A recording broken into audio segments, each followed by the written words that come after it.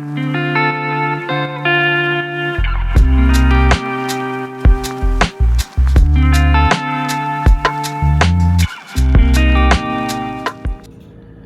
what's up, you guys? It's JD Reviews here, back with another action figure review of the Super 7 3 3/4 inch Wave 2 Undercover Dawn from their TMNT line.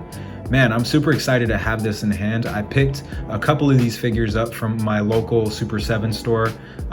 Luckily, I'm about 15 to 20 minutes away from the one in San Francisco, California. So it was super cool to visit the shop. Even under the circumstances of this whole coronavirus pandemic and stuff, it was really cool to go in there. I went early enough to the point where it wasn't really crowded, and I got to really enjoy my time and just look at all the different cool action figures they got, from the Ultimate line to some of the San Diego Comic-Con exclusives that came out this past San Diego Comic-Con. So if you're ever in the Bay Area or near one of their stores and you have a chance to check it out, please do so. I'll link some of their Instagram pages down in the description, just in case you haven't really heard of this brand. And what really drew me into these figures was actually just the nostalgia factor, and just to see them come out with this retro inspired packaging and the 5 points of articulation. It's just really cool to me. You know, we have a bunch of different brands like NECA and SH Figure Arts and a bunch of other people's that, you know, Playmates, a bunch of other companies that make Ninja Turtle stuff. So we have definitely a large selection, but we've never seen the turtles in this 3 3/4 inch style before. So let's get a closer look at that packaging, and then we'll get the figure out of the packaging and see what it's really about. So yeah, taking a closer look at the packaging, man, the artwork on this looks really cool. Now, I believe this is all original artwork that Super 7 put out themselves, or maybe commissioned somebody to do it. But man, it looks dope. I love how Donnie has the trench coat with the top hat and just his bow staff in his hand, just looking like he's, you know, coming from somewhere that he was just investigating or taking a look at. And as you can see right here, it has this cool little turtle shell, and it says Undercover Dawn. The weapon that he comes with is his bow staff. And then just moving back right there, it says the classic font for the Teenage Mutant Ninja Turtles right here at the top. And then it says ages 14 and up, adult collectible, not a toy.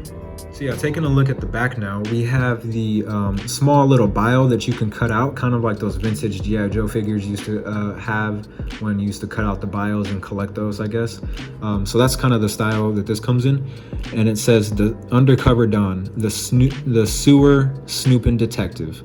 Accessories, detective disguise. His favorite movie, The Maltese Mutant. Mission, to fearlessly fight the Foot from the shadows of the night, then slip away in his detective disguise and mingle with the meanies. Cool. And so taking a look right here, it says Heroes in a Half Shell. And then as you can see, we have the figures that they currently have for the Teenage Mutant Ninja Turtle series. So we have Wave 1 right here that consists of the 4 original turtles. And then we have the villains in Wave 1, which we have Bebop and Rocksteady, the Foot Soldier, and Shredder. And Wave 2, which this Undercover Dawn is a part of, we have Space Cadet Raph, we have the OG Splinter himself, and April O'Neil. And for the villains right here, we have this cool Baxter Stockman and this Krang right here. Man, that Baxter Stockman looked really good. I cannot wait to pick that up. Yeah, so that's pretty much a look at the packaging. Let's go ahead and crack this packaging open and see what this figure is all about. All right, guys, so here's the Undercover Dawn out of the blister packaging. And man, I gotta say, I really enjoy this figure. I knew I was initially when I picked it up, just because of the look of the card back and just the whole nostalgia vibe, but having this figure outside of the packaging is really nice too. I like just the overall aesthetics of it. I like how we really don't have any other Donnie figures that are in a trench coat that were at retail unless it's a custom. And it's really cool to have this 3 3/4 inch style figure. So taking a closer look at the figure, you can see that he's rocking his nice little fedora hat, and it's in this nice cream color with a purple band around it to match the bandana that he has. And then we have the trench coat, which comes in the same color, and that's sculpted nice as well with the silver buckle. And going back to his face real quick, he has a really nice kind of snarl on there, just showing his teeth and the nice kind of sculpt work that's in there. He has his signature purple bandana with the white pupils, and then he has the little piece of the bandana that's kind of sculpted outside of the fedora, which looks really nice.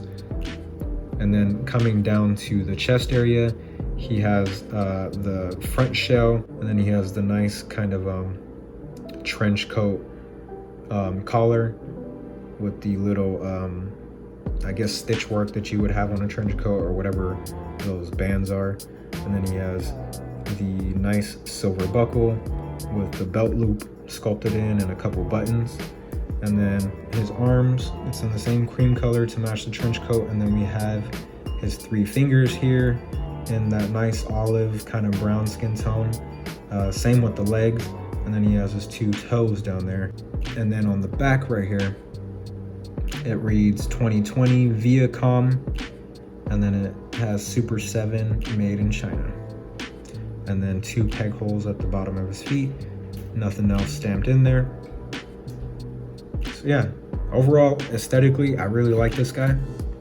I think the attention to detail is really cool, and just having a vintage style figure to have on display or even take to work and just put on your shelf, I think this Donnie is really cool. Okay, so moving into Donatello's accessory that he comes with. This is the only accessory he comes with, his signature bow staff, and has a really nice kind of wooden texture right here at the tip of the bow staff, and then a nice wrap coming around that's sculpted in there. So yeah, here's Donnie holding his bow staff, pretty snug and secure. And you're not going to get too much articulation or dynamic poses out of figures in this style, but they look pretty cool just to have posed or on a shelf somewhere at work maybe.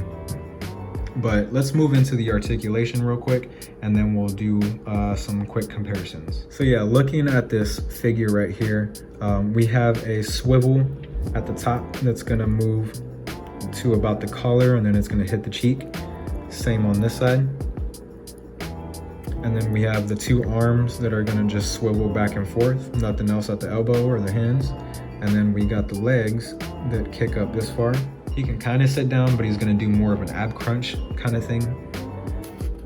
So yeah, these figures are pretty basic. It's 5 POA, 5 points of articulation, so don't expect too much out of these, but they just, pretty much what they're for is just nostalgia and just kind of having a cool representation of your favorite character in a vintage style. So that's pretty cool to me. So let's move into the quick comparisons. For our first comparison, I threw in the Wave 1 Raphael that came out with the Super 7 reaction line. And as you can see, the skin tones are dramatically different. Raphael has a very neon bright green compared to Donatello, which has more of an olive, darker shade of green.